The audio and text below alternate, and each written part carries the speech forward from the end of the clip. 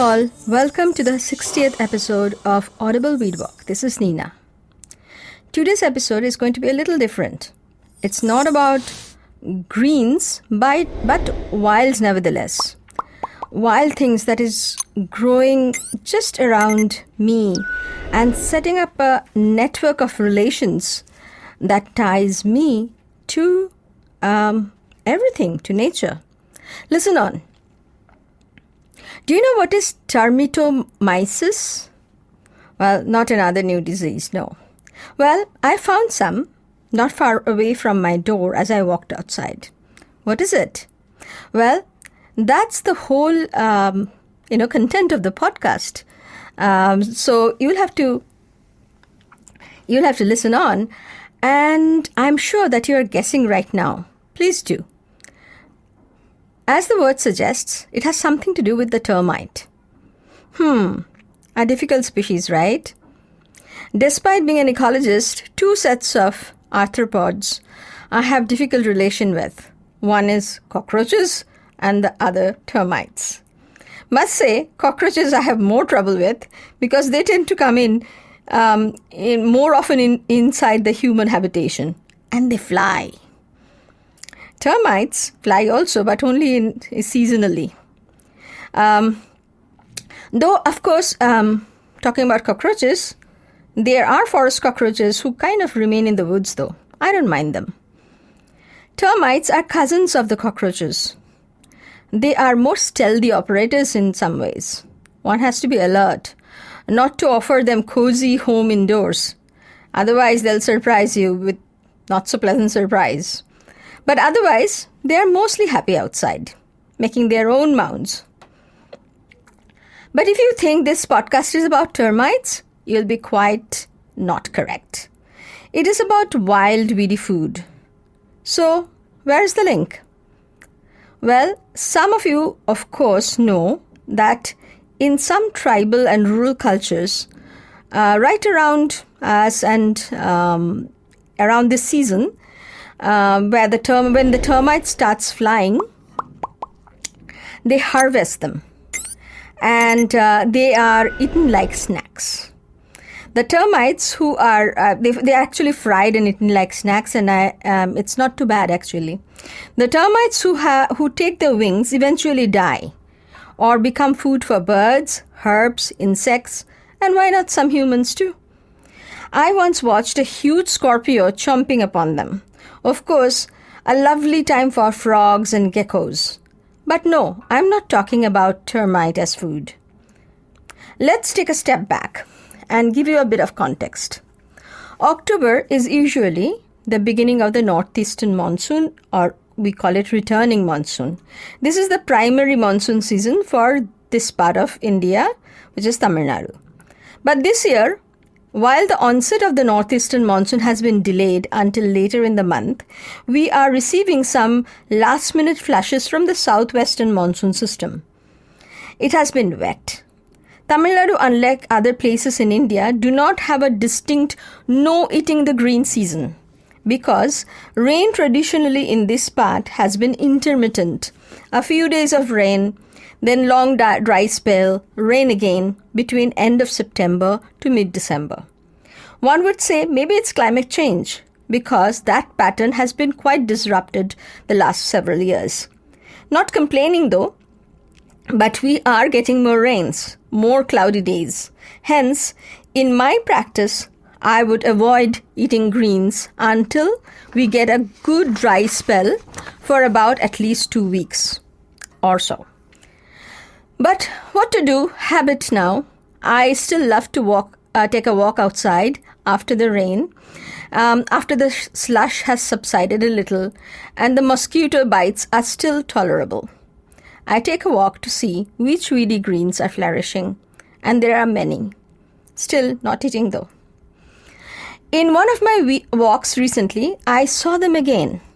This tiny spray of white, tiny mushrooms, beautiful looking.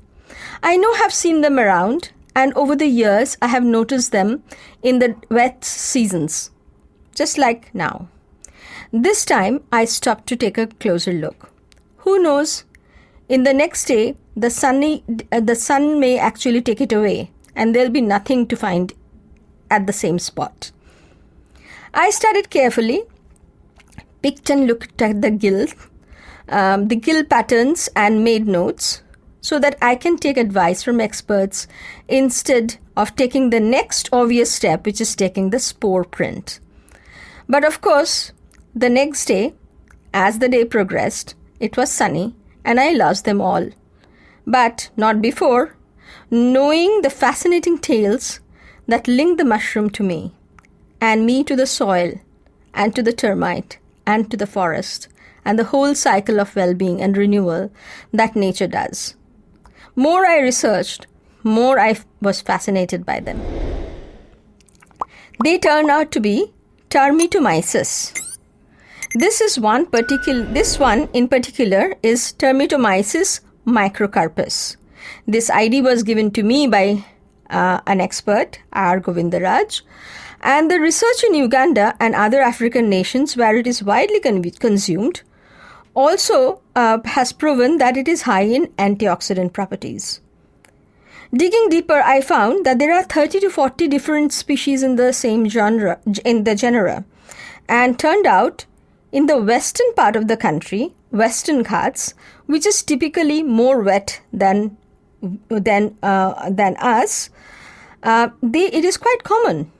In fact, it is quite a delicacy, seasonal delicacy in Goa, that has increased in demand so much with the tourism that it is threatening the very species.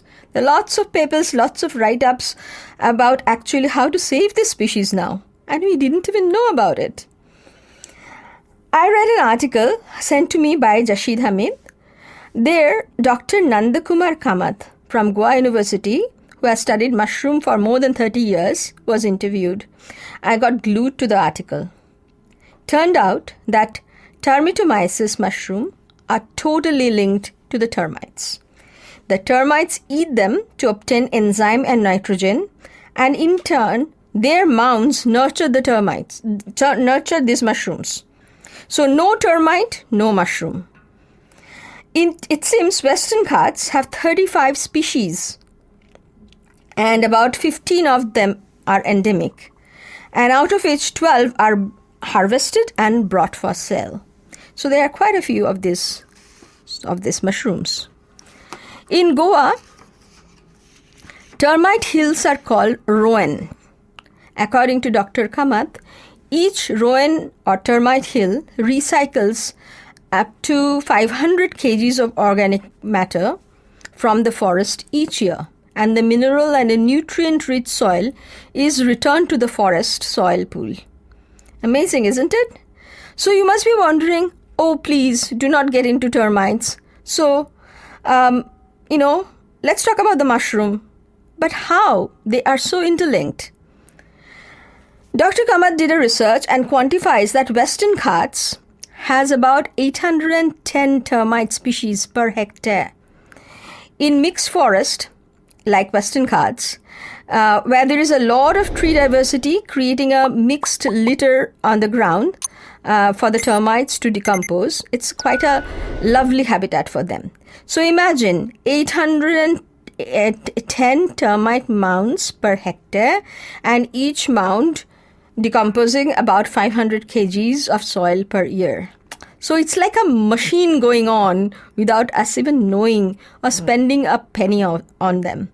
So this is what forest does. This is what the efficacy that forest offers us. However, the termites invade trees also. Between 21 to 79% of the trees they invade. They transport the moist subsoil and construct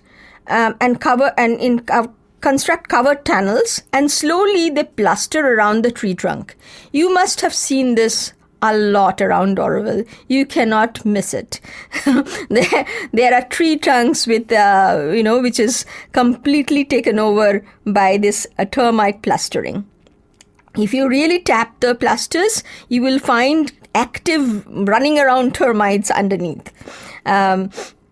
So they do it slowly, And what they do by plastering is that under the plaster, they chew up the soft bark and then they mix it with the saliva and transport it underground, in which they actually nurture a fungus garden. Imagine, we think that we only have garden. They have fungus garden in their mound. So inside the termite hill, the nutrient end up in the fungus comb, which is their fungus garden.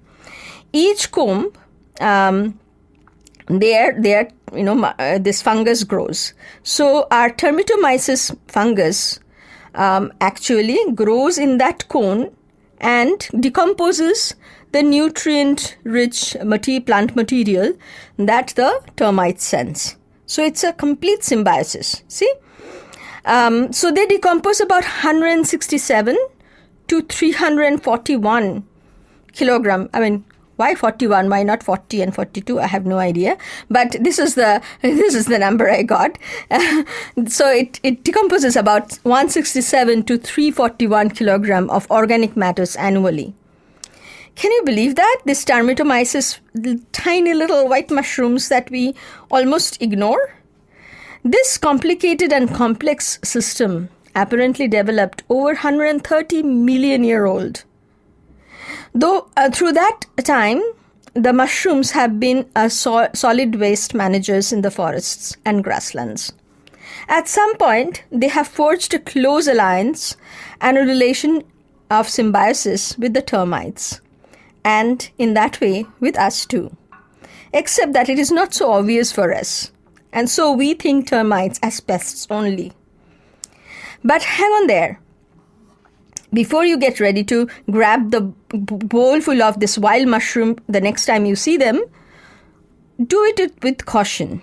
If you remove them in the bud stage, the stage that it is sold in Goa seasonally, you have not allowed them to grow. You have not allowed them to come up for the next generation. So wait a bit, let them actually open up. And so at that stage, it may not be the most desirable to eat, but they are still edible and will be still wonderful. And it's a treat. Eat with care. Like all the wild food, there is a problem with this species becoming a touristy favorite.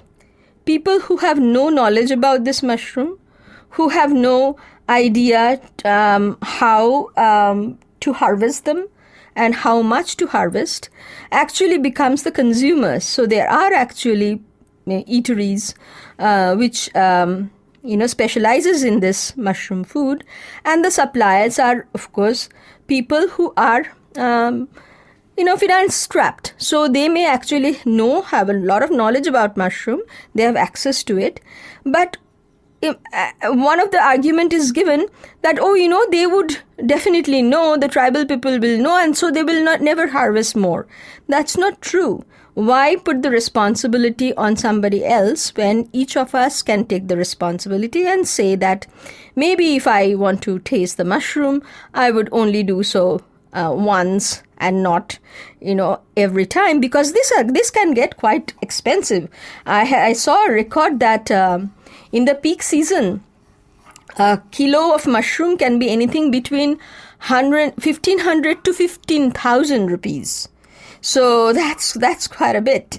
So there's a lot of demand, and as the demand goes, it takes the food away from the tribal people, who this antioxidant rich food would have helped, because otherwise they are cash strapped from getting good nutritious food. So it becomes a cash crop, while their own food system becomes nutritionally low. So like that, any wild food, wild honey, mahua oil, all these become a fad. And then we have to be a little conscious that as consumers, as people who are urbanites primarily and not staying in the area, what is our impact on these mushrooms? Dr. Kamath says that the local people who actually harvest this mushroom can earn a lot more if they were trained how to farm, edible mushrooms that are, usually found in the market, the button mushrooms. And it's also written, kind of understood that this particular mushroom, it's not easy to grow, not easy to farm. But, researching in the site, I found that there are other countries who have tried growing, maybe not this particular species, but Termitomyces. So why not have targeted research where this mushroom can be grown instead of harvesting them from the wild? All those are a lot of work, but imagine a lot of thoughts continues. But imagine, just a little white mushroom outside my door linked me to the Guan Zakuti, linked me to the entire forest, the soil, and the amazing work that is going on. This inconsequential looking thing, it's doing so much work to nourish and nurture each other and our ecosystem. So today, I especially acknowledge the well-being that they bring forward.